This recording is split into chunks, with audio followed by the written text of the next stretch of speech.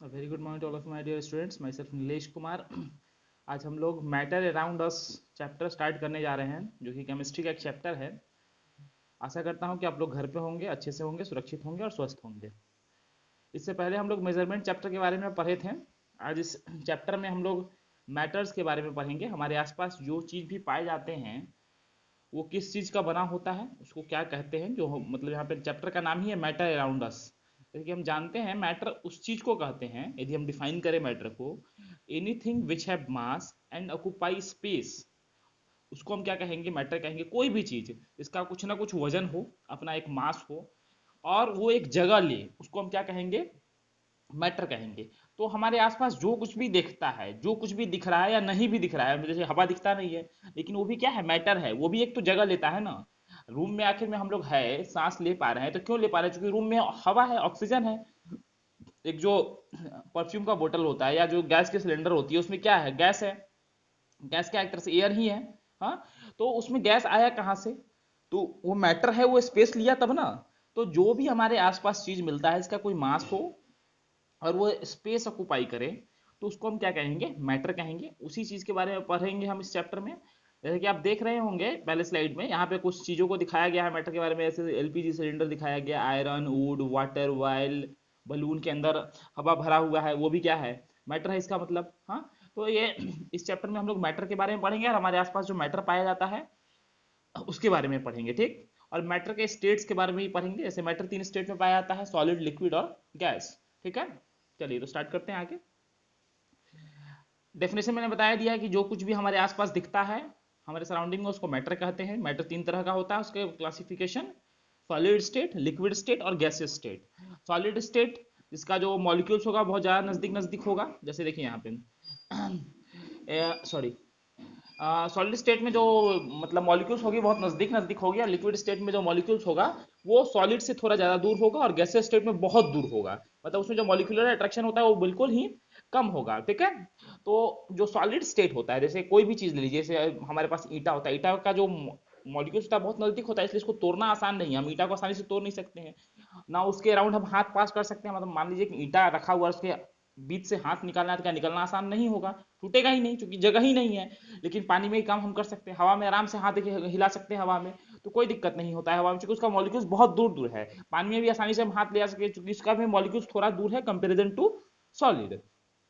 तो दो तरह का हो गया, सॉलिड स्टेट, लिक्विड स्टेट और गैस स्टेट। ये मैटर को हम दो प्रकार में बांटते हैं। सबसे पहले प्योर मैटर, प्योर सब्सटेंस, और एक होता है मिक्सचर। ऐसे मान लीजिए जो ऑक्सीजन है, ऑक्सीजन गैस है O2, तो O2 को हम किस कैटेगरी में रखेंगे, एलिमेंट के कैटेगरी में। वो प्योर है क्योंकि सिर्फ ऑक्सीजन मॉलिक्यूल का ही बना हुआ वो ऑक्सीजन गैस है। हाइड्रोजन गैस हाइड्रोजन मॉलिक्यूल का ही सिर्फ बना हुआ है, ठीक है। तो जो ऐसा सब्सटेंस जो सिर्फ एक ही मॉलिक्यूल से, एक ही एटम से बना हुआ हो, उसको हम लोग क्या कहते हैं, प्योर सब्सटेंस। तो प्योर सब्सटेंस में दो तरह का होता है, एक एलिमेंट होता है और एक कंपाउंड होता है, ठीक है। तो एलिमेंट में से दिख रहा है कि यहाँ पे एक ही मॉलिक्यूल को लिया गया है, इसलिए एक ही कलर से दिखाया गया है यहाँ पे। मान लीजिए ऑक्सीजन का मॉलिक्यूल से ब्लू रंग का, तो ये ऑक्सीजन ही हो सकता है। तो एलिमेंट में एक ही चीज से बनता है कोई चीज, तो उसमें आप ऑक्सीजन ले सकते हैं, हाइड्रोजन ले सकते हैं, क्लोरीन गैस जो होता है Cl2। तो ये सब सारा आपको क्या हो जाएगा, एलिमेंट हो जाएगा। सोडियम हो गया, वो क्या हो जाएगा, एलिमेंट हो जाएगा। लेकिन बगल में कंपाउंड में देखिए आपको दो या दो से ज्यादा चीज का मिक्सचर दिखा रहा है। मान लीजिए H2O ले रहा है, वाटर, तो वाटर में क्या है, हाइड्रोजन मॉलिक्यूल्स भी है और ऑक्सीजन मॉलिक्यूल्स भी है, तो वो क्या हो जाएगा हमारा कंपाउंड। तो प्योर सब्सटेंस को दो प्रकार में बांटे।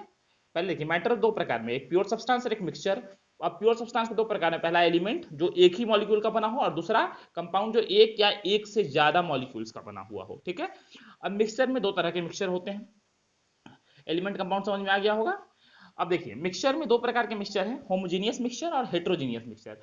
होमोजीनियस मिक्सचर हम ऐसे मिक्सचर को कहते हैं जिसमें कोई चीज मिला और उसमें कंप्लीटली वो मिल गया। मान लीजिए कि हम पानी लिए और उसमें चीनी मिला दिए या नमक मिला दिए, तो क्या होता है, वो कंप्लीटली उसमें घुल जाता है। हाँ, तो इस तरह का जो भी सब्सटेंस में हम कोई चीज मिलाया और उसमें वो कंप्लीटली मतलब यूनिफॉर्मली स्प्रेड हो गया पूरे में, तो उसको कहेंगे होमोजीनियस, ठीक ना। The mixture in which substance is homogeneously mixed in it, ठीक ना, मतलब यूनिफॉर्मली उसमें मिक्सड हो जाए तो क्या कहेंगे, होमोजीनियस मिक्सचर। और हेट्रोजीनियस मिक्सचर का एग्जांपल पहले देख लीजिए। एग्जांपल क्या होगा, मान लीजिए कि आपके पास पानी है, उसमें मिट्टी डाल दिए, तो मिट्टी क्या होगा, पानी में मिलेगा नहीं ना जी। हाँ, आपके पास पानी है, उसमें कंकर डाल दिए तो कंकर उसमें मिलेगा नहीं। तो उस तरह के मिक्सचर को जिसमें वो यूनिफॉर्मली मिक्सअप नहीं हो, उसको कहेंगे हेट्रोजीनियस मिक्सचर। समझ गए डिफरेंस? पूछेगा होमोजीनियस मिक्सचर में क्या होगा, यूनिफॉर्मली मिक्स हो जाएगा उसमें। उसमें जो बहुत समय आपका ऐसा भी होगा कि सॉल्यूशन का कलर भी चेंज नहीं होगा, जैसे चीनी डालेंगे पानी में, सॉल्यूशन का कलर चेंज नहीं होगा, लेकिन हेट्रोजीनियस में क्या होगा, सॉल्यूशन का कलर भी चेंज हो जाएगा और यूनिफॉर्मली मिक्स भी नहीं होगा। तो ये डिफरेंस हुआ इसका, ठीक है। चलिए आगे, ये पार्टिकल्स का एलिमेंट दिखाया गया। मैंने बताया कि सॉलिड में देखिए पार्टिकल्स कितना नजदीक नजदीक दिख रहा है ना। तो ऐसे जो भी सॉलिड सब्सटेंस हमारे पास होता है, उसमें जो पार्टिकल्स होता है बहुत ज्यादा नजदीक नजदीक होता है। इस कारण से उसके बीच में कोई गैप तो है नहीं। देखिए in solid the particles are tightly packed and are very little space between them. जैसे मैंने बताया पत्थर, ईटा, ब्रिक्स, यहाँ पे आप ब्रिक्स भी लिख दीजिए, ठीक है ना, कुछ भी चीज आप लिख सकते हैं यहाँ पे, ब्रिक्स भी हो गया उसका, ठीक है। तो नेक्स्ट क्या है, लिक्विड पार्टिकल्स का। देखिए अब पार्टिकल्स का एटम देखिए तो थोड़ा दूर है उसके कंपेरिजन में। तो particles in liquid are arrange in random और इरेगुलर वे, इसी कारण से स्पेस होता है। पानी एग्जांपल हो गया, उसमें कोई भी लिक्विड सब्सटेंस, उसमें थोड़ा स्पेस होता है, उसमें हम आसानी से अपना हाथ को घुमा सकते हैं। इसी कारण से देखिए जब चीनी का सॉल्यूशन बनाते हैं कोई कंटेनर में रख के, तो क्या होता है, चीनी उसमें घुलता नहीं है, वो जो स्पेस होता है उस वाटर पार्टिकल्स के बीच में, उसके बीच में चीनी बीच में क्या होता है, घुस जाता है, जगह उसका ले लेता है, ठीक है, और सॉल्यूशन बना देता है।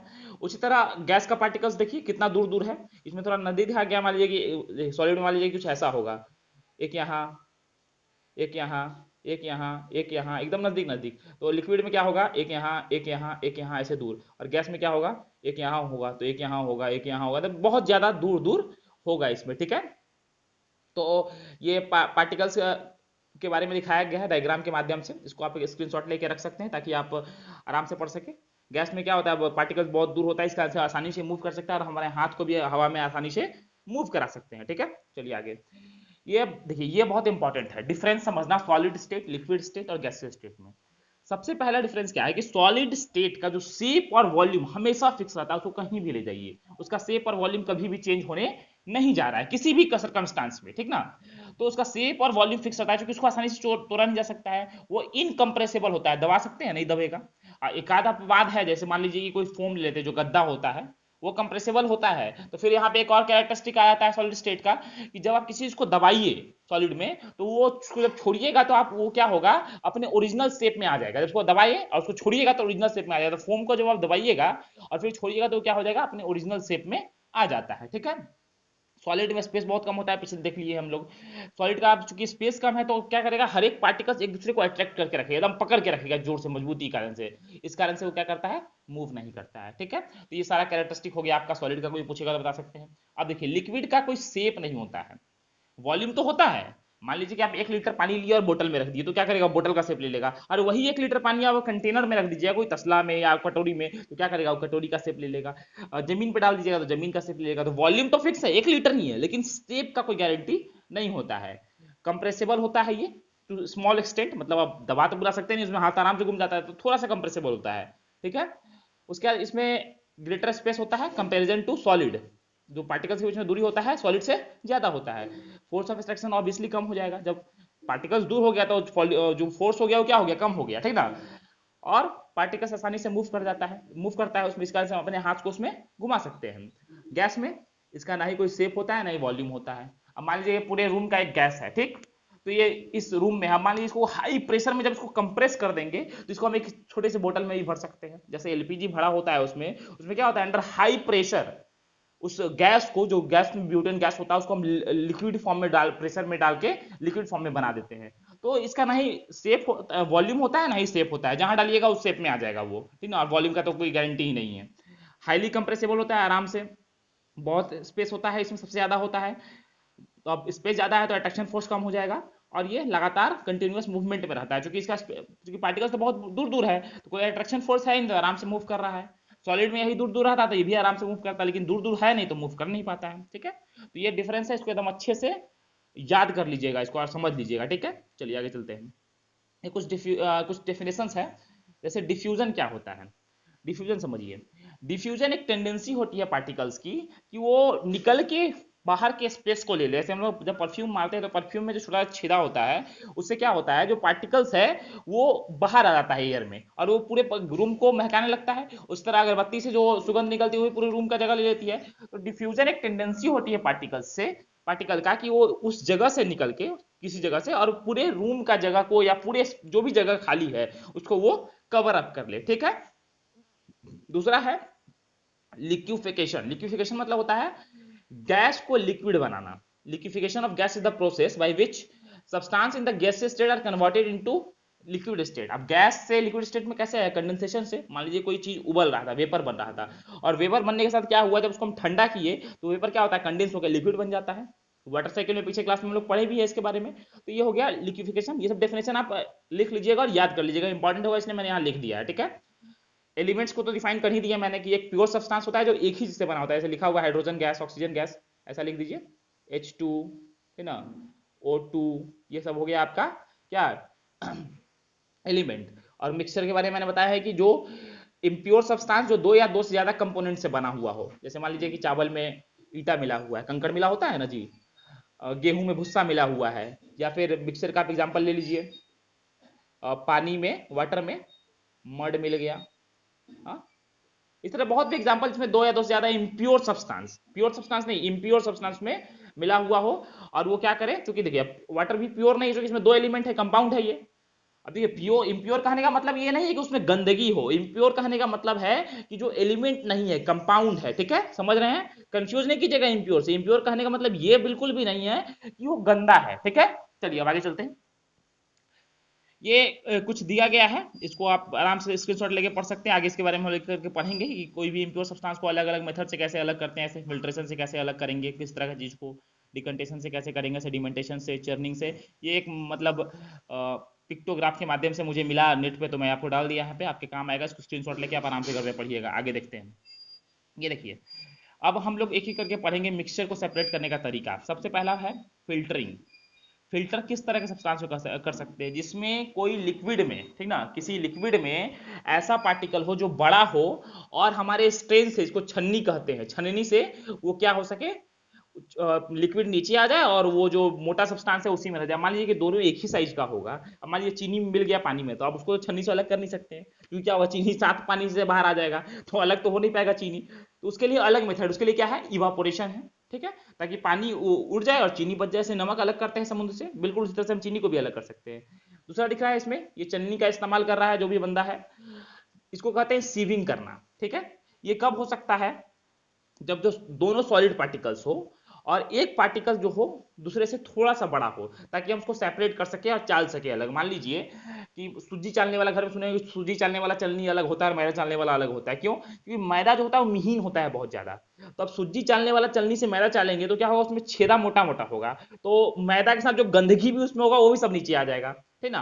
तो चलनी का यूज करते समय उसका जाली देखना बहुत ध्यान से देखना होता है, कि जो हम मिक्सचर उसमें है दोनों सॉलिड, उसका साइज जो है गंदगी का, जिसको हमको अलग करना है, वो उसी के साथ नीचे आ गया तो फिर अलग करने का कोई मतलब नहीं है। तो हम सीविंग तब करते हैं जब दोनों पार्टिकल सॉलिड हो, और फिल्टरिंग तब करते हैं जब एक सॉलिड हो और वो बड़ा साइज का हो लिक्विड से। ठीक है, ताकि वो छलनी में छन जाए। अब देखिए यहाँ पे थ्रेसिंग दिख रहा है, इसको हम लोग कहते हैं दौनी करना। अभी तो बहुत चल रहा है, गेहूं का सीजन है, तो हार्वेस्टिंग तो हो ही रही है गेहूं की। तो इसमें क्या करता है किसान, इसमें तो दिखाया गया है कि किसान कैसे कोई ये तो सर धान का लिए हुए है एक मुट्ठा, जिसको लेके वो पीट रहा है किसी पर्टिकुलर चीज पे, ताकि उससे जो धान है वो अलग हो जाए। लेकिन अभी क्या है, हमारे पास मशीन होता है। मशीन से क्या करते हैं, हम उसको उसमें डाल दिए, और मशीन क्या करता है, उसको एकदम साफ करके, मतलब जो गेहूं है उसको अलग कर देता है और भुस्सा को अलग कर देता है। इससे हमारा क्या हुआ, अनाज अलग हो गया और जो भुस्सा है हंस वो अलग हो गया। उस मेथड को क्या कहते हैं, थ्रेसिंग करना, या देहाती भाषा में समझिए तो उसको कहते हैं दौनी करना। ये दिख रहा है, घर में बहुत लोग करते भी होंगे, फ्री टाइम में किया भी कीजिए, कोई दिक्कत नहीं है, मम्मी का मदद भी हो जाएगा। इससे हम मक्खन निकालते हैं दूध से, ठीक ना। या भाई जो छाली होता है, इसे मम्मी घी निकालती है, छाली जमा करती है और उसको मथती है, उसमें एक मक्खन आता है, इसको फिर कढ़ाई में डाल के मम्मी घी बनाती है। तो ये जो वेरी फाइन इनसॉल्युबल, मतलब उसमें मिल नहीं पाता है दूध में, उस तरह के सब्सटेंस को अलग करने के लिए हम लोग क्या करते हैं, चर्निंग करते हैं। इसको क्या कहते हैं, चर्निंग। ठीक है, जो कहते हैं मथना। ठीक है, तो इससे हम मक्खन अलग करने के लिए हम इसका इस्तेमाल कर सकते हैं। और इसमें जो पार्टिकल्स होता है वो दूध में मिलता नहीं है, ठीक है, वो फ्लोट करता रहता है उसमें। इस कारण से इस मेथड से हम उसको अलग कर सकते हैं। एग्जांपल दिया है बटर को अलग करना कर्ड से, कर्ड का मतलब यहाँ मिल्क है, ठीक ना, टेक्निकल वर्ड कर्ड का इस्तेमाल करते हैं, ठीक है। अब आगे चलिए, ये दिख रहा है आपको कि कैसे, अब देखिए कभी कभी क्या होता है कि हम लोग जब थ्रेसिंग कर लिया हार्वेस्टिंग के समय, तो भुस्सा तो अलग हो गया गेहूं से या चावल से जिस चीज का था, लेकिन कुछ ना कुछ में गंदगी रह जाती है, जैसे थोड़ा बहुत डंटा रह जाएगा, कंकर रह जाएगा, कंकर खासकर नहीं डंटा रह जाएगा। तो इसको कहते हैं विनोइंग करना। इसको क्या कहते हैं, ये जो कर रहा है इसको कहते हैं विनोइंग। सॉरी एक मिनट, ठीक ना, इसका WINNOWING, ठीक ना, ये विनोइंग है। इसको कहते हैं विनोइंग करना। ये तब करते हैं जब कोई अनाज में जो हस्क मिला हुआ है वो हल्का हो, ताकि ये हवा के अगेंस्ट में उसको जब गिराएंगे, ठीक ना, ऊपर से जब इसको गिराते हैं नीचे, तो हवा क्या करेगा, हल्के चीज को दूर ले जाएगा और भारी वाला चीज नीचे गिर जाएगा, ताकि जो अनाज है उससे भुस्सा अलग हो जाए। इसको कहते हैं विनोइंग करना, ठीक है। या बहुत लोग पंखा भी चालू करके, हवा तो हमेशा चलेगा नहीं, अब किस तरफ चला तो गारंटी है, तो क्या करना है, पंखा लगा लीजिए और उसमें से ऊपर से नीचे गिराइए, ताकि क्या होगा, अनाज नीचे गिर जाए और हस्क अलग हो जाए। सेकंड पिक्चर में दिख रहा है आपको, ये हैंड पिकिंग है। हैंड पिकिंग तब करते हैं जब कोई चीज में मिला हुआ हो, किसी चीज में, चावल में या भाई कुछ चीज और भी महीन है, गेहूं में, वो बड़ा हो, साइज उसकी बड़ा हो और उसको दिख रहा हो आंख से। बहुत ज्यादा छोटा होगा तो दूर करना तो बहुत मुश्किल हो जाएगा। अब मान लीजिए कि मिट्टी मिल गया गेहूं में, तो क्या मिट्टी को थोड़ी तो हम चुन सकते हैं, उसमें कंकर रहेगा उसको हम अलग कर सकते हैं। तो ये हो गया हैंड पिकिंग। ये देखिए यहाँ पे एक है मैग्नेटिक सेपरेशन, ठीक है। मैग्नेटिक सेपरेशन तब हम इस्तेमाल करते हैं जब किसी भी चीज में कोई लोहे का सामान उसमें घुस गया हो। जैसे बहुत सारा देखिएगा जहाँ गंदगी का ढेर होता है, वहां पे मेटल स्क्रैप को ले जाके, मतलब चुंबक को ले जाके उस कचरे के ढेर से लोहा को अलग कर लेते हैं, लोहे का जो भी सब्सटेंस होता है, और फिर जाकर कचरा को कहीं डिकम्पोज करते हैं। लोहा को इसलिए अलग कर लेते हैं क्योंकि जो लोहा हो सकता है वो यूजफुल हो सकता है, उसको हम रिसाइकिल करके फिर से कुछ बना सकते हैं, यूज हो जाएगा। कचरा को फिर बाद में कहीं फेंक दें, कचरा के साथ बर्बाद हो जाने से अच्छा है कि उसको हम यूज कर ले, और उसको तो डिकम्पोज होने में भी समय लगेगा। तो हम उस समय मैग्नेटिक सेपरेशन का इस्तेमाल करते हैं। सेडिमेंटेशन, सॉरी यहाँ गलती से आ गया, सेडिमेंटेशन यहाँ है। सेडिमेंटेशन में क्या होता है, देखिए सेडिमेंटेशन और डिकंटेशन दोनों एक जैसा चीज है। सेडिमेंटेशन में पहले क्या होता है, सॉरी, सेडिमेंटेशन में मान लीजिए किसी भी चीज में, पानी में खासकर ऐसा चीज मिल गया इसका डेंसिटी ज्यादा हो, है ना, ऐसे मिट्टी मिल गया या बालू मिल गया, तो क्या करते हैं, पानी को थोड़ी देर आप स्थिर छोड़ दीजिए। पानी को जब स्थिर छोड़ दीजिएगा तो देखिए यहाँ नीचे दिख रहा है कैसे बालू जो है नीचे एकदम बैठ गया पानी से। अब बिना हिलाए डुलाए उसको उठाएंगे और उस पानी को दूसरे कंटेनर में हम डाल देंगे, तो जो ये नीचे बैठा है इस प्रोसेस को कहते हैं सेडिमेंटेशन। लाइटर जो पार्टिकल इंप्योरिटी जो नीचे आ जाएगा, मतलब भारी वाला पार्टिकल्स, और जो ऊपर बच गया पानी उसको आराम से धीरे से उठा के जब किसी और कंटेनर में डाल देंगे, इसको कहते हैं डिकंटेशन। मतलब ये सेडिमेंटेशन हो रहा है और ये क्या हो रहा है, डिकंटेशन हो रहा है, ठीक है। पहले जो मिट्टी बैठ रहा है उसको क्या कहता है, सेडिमेंटेशन, और बाद में क्या हो रहा है, डिकंटेशन, ठीक है। चलिए अब आगे देखते हैं। यहाँ पे आपको एक मेथड दिख रहा है, इसको कहते हैं फिल्टरिंग करना। ऐसे पहले क्या कहते थे, छन्नी से चाय पत्ती को अलग किए थे, ठीक ना, लेकिन इसको तब इस्तेमाल करते हैं जब कोई भी ऐसा इनसॉल्युबल कंपोनेंट हो, खासकर बालू या मिट्टी मिला हुआ, तो भी हम फिल्टर पेपर से उसको हम अलग कर सकते हैं। एक फिल्टर पेपर लगा देते हैं, दिख रहा है ये बालू वाला पानी था, यहाँ पे एक फिल्टर पेपर लगा दिए कंटेनर में और उस पर पानी डाल दिया। वो क्या करेगा, फिल्टर पेपर धीरे धीरे धीरे कंटेनर में पानी डाल देगा और ये जो पार्टिकल्स है वो ऊपर रह जाएगा और यहाँ नीचे आ गया प्योर पानी। मतलब आपको सेडिमेंटेशन उसको धीरे थोड़ा देर छोड़ना नहीं पड़ेगा आपको, कि वो नीचे जाके बैठे फिर छानेंगे। इसको सीधे उसी पानी को आप ले फिल्टर पेपर पे डाल दीजिए, ताकि वो क्या हो जाए, आप एकदम पानी को प्योर फॉर्म में पा सके, ठीक है। तो आशा करता हूँ कि आपको सारा मेथड समझ में आया हो। देखिए सारा मेथड इंपॉर्टेंट है, इसलिए आप इस मेथड्स को अपनी कॉपी में नोट्स के फॉर्म में भी बना लीजिएगा या स्क्रीनशॉट लेके रख लीजिएगा याद करने के लिए, ठीक है। सॉलिड स्टेट, लिक्विड स्टेट का properties, solid state liquid state का कोई एक दो एग्जांपल मैंने बताया ही ऐसे भी वीडियो में। तो यदि आपको वीडियो में कोई भी दिक्कत हो, नहीं समझ में आई हो, तो कमेंट सेक्शन में जरूर बताइएगा। आशा करता हूँ कि आपको समझ में आ रही होगी क्लास। पिछला सारा लेक्चर देख लीजिए जो मैं डाल रहा हूँ, रोज डाल रहा हूँ, और आप मेरे यूट्यूब चैनल को सब्सक्राइब कर दीजिए ताकि इस तरह का जो भी वीडियो मैं डालूँ आपको मिलता रहे। थैंक यू, तब तक के लिए घर पे रहिए, सुरक्षित रहिए।